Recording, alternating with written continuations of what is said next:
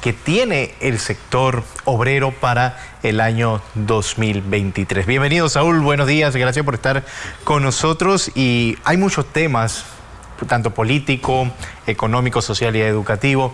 ¿Y cómo ustedes ven el tema, más que todo político, cuando en estos momentos hay una mesa de diálogo estancada?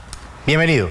Hombre, gracias por la oportunidad. Un saludo a todos, un abrazo a quienes nos van a ver en estos momentos por señal abierta de televisión, nos escuchan por radio y a quienes nos van a accesar por redes sociales. En realidad el diagnóstico es bastante claro. El país nuestro es un país de muchas posibilidades, es un país económicamente bueno. No obstante, la situación en términos generales es que se ha convertido en un país excluyente de las mayorías. El problema de la inequidad es profunda en Panamá, no por falta de recursos, debemos advertirlo, sino específicamente por la mala distribución de la riqueza. Hay un abuso en la forma de acumulación, en el marco del desarrollo del modelo económico, y todo esto trae como consecuencias graves problemas en el país, como lo es, por ejemplo, el desempleo, como son los empleos formales con bajos salarios, que es parte de nuestro problema, como son los problemas en materia de la seguridad social, como es el problema de los altos precios frente a los bajos ingresos de la población en términos generales. Vemos deteriorar el sistema de salud público, el sistema de educación público, permanentemente, no toda la población accesa al servicio del agua potable. Y en términos generales, allí es donde está el problema que nosotros tenemos. No hay un plan nacional de desarrollo que conduzca al país hacia un destino, finalmente. Después de la invasión, para hacer el corte histórico, cada quinquenio quien ha llegado en función de sus propios intereses, del grupo económico que apoya determinadas candidaturas, y al final el ejercicio del gobierno de cada quinquenio es el beneficio del grupo económico que financió la campaña.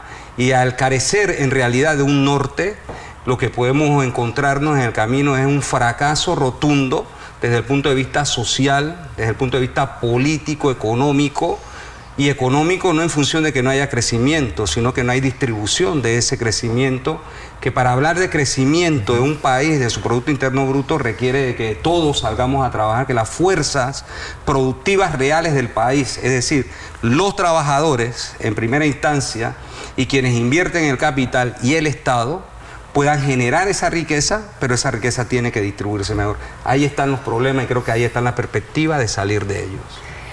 Buenos días, Saúl. Gracias. Quiero aprovechar tu presencia aquí para, a través tuyo, hacerle llegar a la clase obrera de Suntra nuestras felicitaciones de Año Nuevo y nuestro deseo de que contribuyan a resolver esto que tú has planteado. Yo quisiera hacerte un par de preguntas, siempre teniendo en mente, Saúl, que este es un mundo caracterizado por la incertidumbre. Quien te diga que sabe lo que va a pasar en el 22, 23, bueno, en el 23, 24, es un riesgo, es muy difícil. Pero teniendo eso en mente, ¿cómo Saúl Méndez, un dirigente de importancia en este país, en el movimiento sindical y político, mira el 23? ¿Cuál crees tú que van a ser los temas centrales del movimiento social en Panamá? Y la segunda pregunta es, ¿cómo tú ves el proceso electoral con miras al 24? Porque al final del día, parte de lo que está planteado tiene que ver mucho con la calidad de las propuestas electorales que nosotros tengamos con miras al 24. ¿Cómo usted ve eso? Bueno, primero, vemos el 23 todavía como muy sombrío para la mayoría de la población.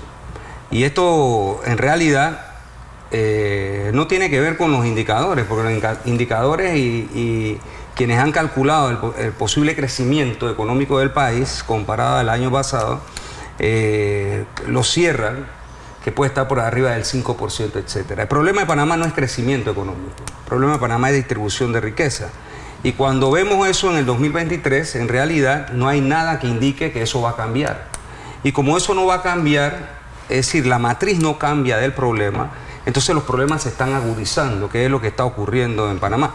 De nuevo, ejemplo, hoy de cada 100 puestos de trabajo, 60 son informales. Y en muchas de este conteo no se incluye el sector primario, es decir, el agro. Quiere decir que puede ser superior. Quiere decir que el modelo económico que se ha implementado el modelo económico no liberal no tiene los resultados que requiere el país para crecimiento, para la vida digna, entendida la vida digna como la forma de reproducir la misma, educación, salud, vivienda, agua potable, trabajo, salarios dignos, etc. Entonces tenemos un problema de estancamiento. Fíjese que hubo la posibilidad de que en julio de este año, a través de lo que yo y nosotros denominamos la democracia directa, el pueblo salió a exigir demandas a una serie de problemas que se plantearon, pero no solo salió a exigir esas demandas, sino dio una orden contundente a quien está administrando la cosa pública que había que buscar soluciones. Quien media esas soluciones dice, bueno, vamos a hacerlo en dos tiempos, vamos a buscar cosas inmediatas y después vamos a discutir la raíz del problema. Y cuando hablamos de la raíz del problema, entonces hablamos de las estructuras del sistema capitalista que se desarrolla en Panamá y su forma de modelo económico que se está discutiendo, que es lo que ha generado los problemas que tenemos. Pero ¿qué ha ocurrido? Por un lado es el quien se beneficia del status quo actual, el poder económico, que es el poder de facto, pero que controla los poderes del Estado formal, ejecutivo, legislativo, judicial, etcétera, tribunal electoral, se niegan entonces a discutir y dice que no se le invitó a la mesa, etcétera, pero ellos no quieren discutir el fondo del problema. Y el gobierno, que es un peón de ese poder económico, entonces también se niega a seguir discutiendo. ¿Qué ocurre con esto? El 2023 nos sorprende sin una discusión de esa magnitud, de esa profundidad, para cambiar lo que está mal y para seguir avanzando, que es lo que todos queremos.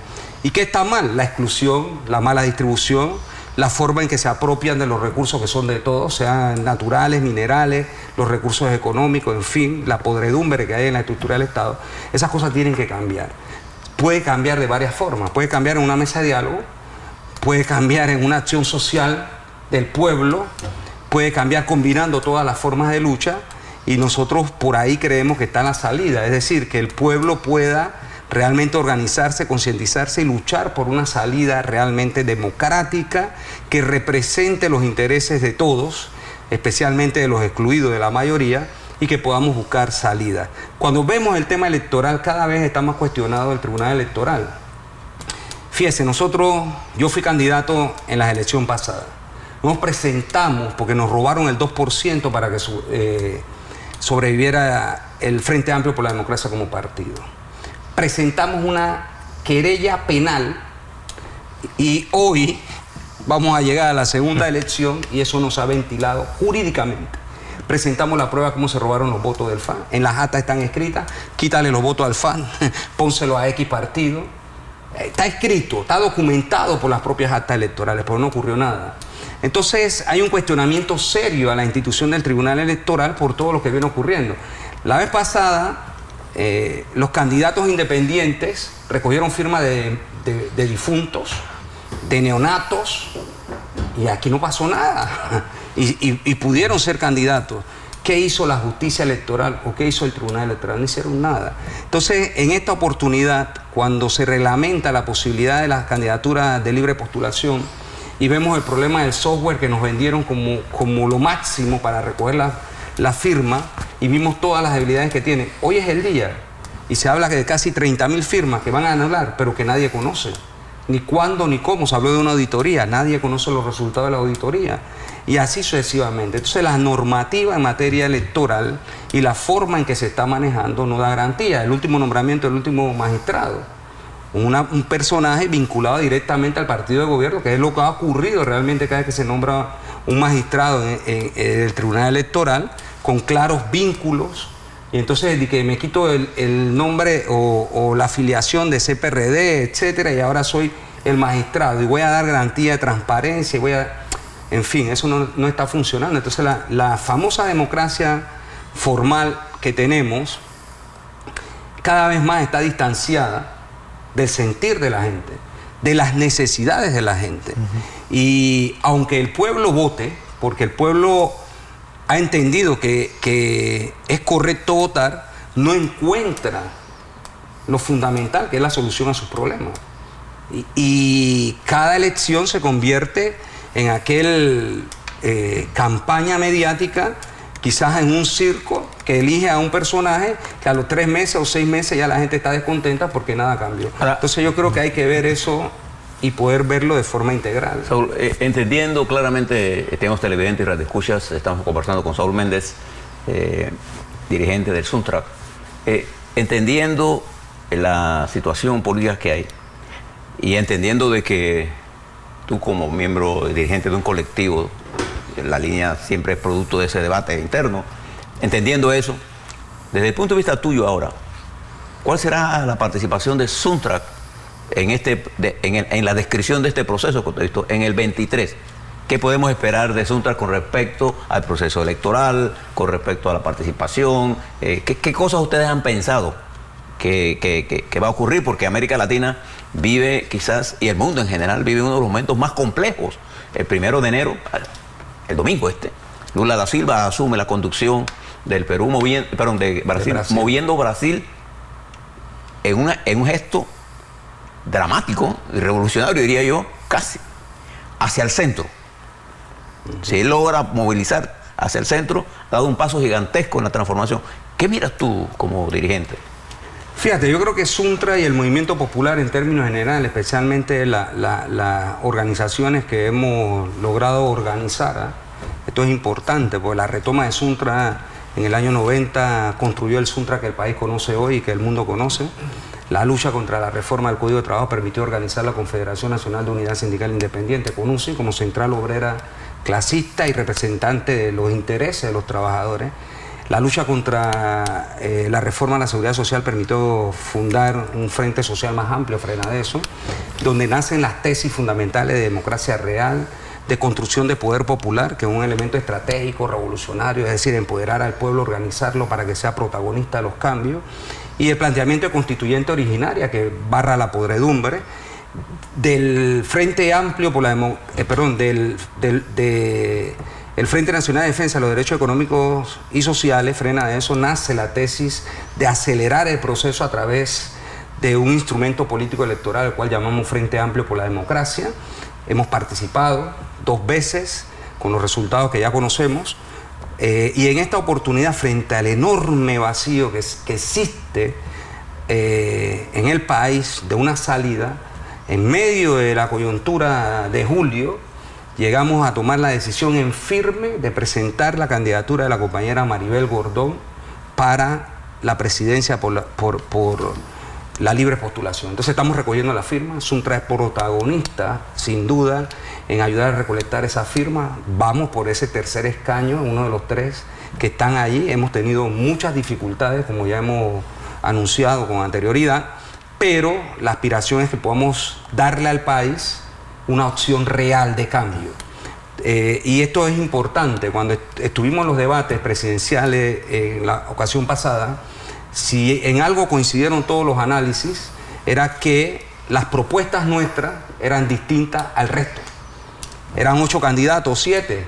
La única propuesta diferente era la que encabezábamos nosotros. Esa misma propuesta, obviamente mejorada, analizada, puesta en contexto actual, es la que se presentará como propuesta de salida al problema nacional, como Plan Nacional de Desarrollo, que abarca todo lo que tiene que ver con educación, salud, vivienda, agua potable. La educación vinculada, sí, al ejercicio ese laico, científico, liberador, pues eso es lo que necesitamos como educación. Obviamente también vinculada al tema de la producción, pero primero, es decir, al ser humano, es decir, como forma cultural, ideológica, políticamente, a la gente, cómo la gente participa con criterio. Y estos elementos son fundamentales. Pero viene para el desarrollo. de nuevo para el 2023 ese llamado a una nueva constitución, porque al parecer no hay nadie que la quiera discutir, porque también se hizo para la recolección de firmas y no dieron. Fíjese que la propuesta que nosotros hemos hecho está fuera del marco de la institucionalidad. La propuesta que nosotros hemos hecho es que el pueblo tenga la capacidad de autoconvocarla. Para que eso ocurra, el pueblo tiene que estar organizado. Y le voy a poner un ejemplo concreto porque parece abstracto. El Estado, con quienes lo regentan en este momento, funciona de la manera que quiera. Pero en julio de este año, el pueblo le dijo: ven acá, párate ahí un momentito. Tú tienes que, aquí hay muchos problemas que nos están matando. Vas a resolverlo y lo vas a hacer de esta manera. Ese es un ejemplo de esa democracia y del empoderamiento de la gente. Es un momento en que la gente manda, no obedece, manda a quien está mandando, a quien le depositó el voto. Y esa ese poder del pueblo es el que es capaz de conquistar la constituyente originaria, no recogiendo firmas para la constituyente paralela, sino por la necesidad de transformación y cambio que requiere el país. Y una constituyente originaria, conceptualmente hablando, no está subordinada a ninguna regla. Es el pueblo usando el poder legítimo que le pertenece para darse esa nueva constitución. No la van a regalar los sectores de poder. Tenemos que conquistarla. Por eso el camino es un poco más largo y vamos a encontrar eso que tú dices. Hay quienes se niegan a discutirlo, hay quienes te dicen no, es por la paralela, hay quienes te hablan no de constituyente originaria tratando de robarse el concepto, pero para enmarcarlo dentro de la misma regla del juego, es decir, jugar el gatopardismo, cambiar todo para no cambiar nada, y nosotros estamos por cambiar todo. Nosotros hemos estado discutiendo aquí con diferentes actores de la vida política y social del país la necesidad de la inclusión. Pero, por ejemplo, hemos denunciado también aquí, en nuestros análisis matutinos, un proceso que se sigue contra dirigentes sindicales de una acusación que no tiene ninguna base, nada más que intentar llevar a la cárcel a dirigentes sindicales sin ninguna razón jurídica de peso. Lo hemos dicho aquí con claridad. Pero en nuestro continente hay muchos movimientos y hemos perdido el centro político del país. Cuando hablo del centro político me refiero a la gran mayoría, porque nos ponemos en los extremos. Y la aglutinación de ese centro, la reconstrucción de ese centro, es fundamental. ¿Qué elecciones de julio de este año sacaron ustedes con respecto a la formación? Porque ahora veo que la candidatura de la profesora puede ser una solución. Yo soy partidario de que todas las fuerzas políticas deben ser incluidas en el debate y en la discusión y en la construcción de la nueva propuesta de país que queremos. Sin duda. Fíjate, yo creo que en el caso nuestro panameño no hay los extremos de lo que se está hablando, por un lado. Solo existe uno, que ha sido el que nos ha gobernado desde 1903 hasta aquí y que ha implementado el modelo económico neoliberal hace más de 42 años, que es la derecha pura y dura, matizada, porque obviamente es posible que de forma te digan no somos distintos, etcétera, pero en realidad son la misma cosa. Eso está demostrado. Es decir, solo basta revisar los últimos 33 años y nos damos cuenta que están cortados por la misma tijera, por un lado. Por otro lado, creo que el pueblo, en un proceso histórico, que nosotros nos sentimos herederos de ese proceso histórico de resistencia, también se ha logrado recuperar. Es decir, después de la invasión, lo que era el movimiento popular quedó destruido totalmente y empezar a construir movimiento popular, movimiento sindical, movimiento campesino, indígena, barrial, etcétera, es un trabajo duro que se ha tenido que desarrollar y lo hemos desarrollado porque yo hablé de las expresiones que hemos logrado organizar como parte de esa estrategia de acumulación de fuerza social para el cambio, fuerza capaz de poder llevar al pueblo hacia adelante. Y en varios temas nacionales hemos logrado poner al pueblo a identificar su realidad y cuáles son sus intereses y que lucha por él. ¿Y qué significa esto? Significa que en esta construcción de poder popular, en este concepto de que el pueblo pueda erigirse en sus propias piernas y caminar, naturalmente las organizaciones del movimiento popular tenemos que jugar un papel. Ahora, ¿qué pasa con los procesos amarillos? Yo mismo he sido víctima de más de 5 procesos amarillos donde se me ha tratado de inculpar de actos delictivos para tratar de sacarnos del escenario en momentos de la coyuntura. Y en el caso último que se está discutiendo y el que yo conozco, fundamentalmente el de Gabriel Castillo, aunque he accesado parte del informe, Gabriel Castillo conoce, es decir, el informe de la Contraloría General no habló de dolo por ningún lado. Y es la joya de la corona en un proceso penal en el que se aplica, ya sea por corrupción, o sea por peculado, o sea por malos manejos de fondo, esa es la joya de la corona, la auditoría de la Contraloría. Y resulta ser que la auditoría de la Contraloría dice, aquí hay falta de manuales que tiene que hacer el Ministerio de Trabajo, aquí hay falta de controles, aquí hay que mejorar esto. En el caso de algunos recursos que ellos plantearon que se utilizaron, pero que no debió haber sido así, dijeron, regrésenlo. En el caso nuestro en particular, había que aportar las facturas y se aportaron. Gabriel Castillo fue exonerado, quiero decir, en términos jurídicos fue sobreseído, primero provisionalmente, después definitivamente, pero como todos sabemos cómo está la justicia en este país, cuando enfrentamos en el periodo del quinquenio de Martinelli, la ley Chorizo y lo demás, se volvieron a reabrir esos casos y finalmente hay un fallo que es, a todas luces, a nuestro juicio, desde el punto de vista jurídico y político, ilegal. Hay un fallo en primera instancia. En primera instancia, claro, porque hay que seguir apelando al mismo, pero se festina con eso. Sí. ¿Quiénes festinan con eso? Los enemigos. ¿Los enemigos de quién? Los enemigos de las mayorías del pueblo. Y yo coincido con ustedes que ese proceso que se está siguiendo ahí no tiene ninguna base jurídica. No tiene base jurídica. Yo coincido porque lo conozco completo el expediente. Yo pedí el expediente después porque me sorprendió la sentencia estando en un congreso en Melbourne, específicamente con los compañeros del sindicato de la construcción allá. Y obviamente inmediatamente empecé a llamar a Panamá, a hablar con los abogados, a hablar con Castillo, a hablar con todos y a ver qué era lo que estaba ocurriendo, a pedir la sentencia. Esa sentencia salió pública y los juzgados nunca tuvieron la sentencia. Nosotros hasta ahora que nos pudimos notificar la sentencia es que la conocemos en plenitud, pero se festejó. Y esa es parte de la lucha que yo coincido contigo, Blandón, que hay que abrir el debate. Yo cada vez que tengo la oportunidad de venir aquí y expresarlo, lo digo. Aquí las grandes corporaciones de medios de comunicación tienen cerrado el debate ideológico, político, de los temas nacionales, porque ellos nada más tienen una sola línea, es la dictadura de la línea neoliberal única. Y como no se abre el debate, entonces no hay la posibilidad de contrastar posiciones y posiciones, lo cual es muy grave en el país. Saúl Méndez, gracias por estar con nosotros hablando sobre esas perspectivas para el año 2023 y que pase un feliz año.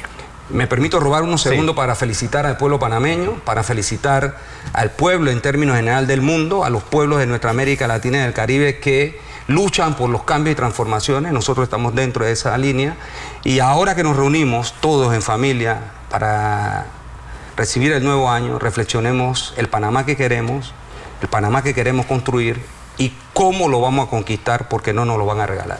Felices fiestas a todos y un abrazo fraternal. Bien, vamos a la pausa. Al regresar hay más entrevistas aquí en la edición matutina de Next Noticias.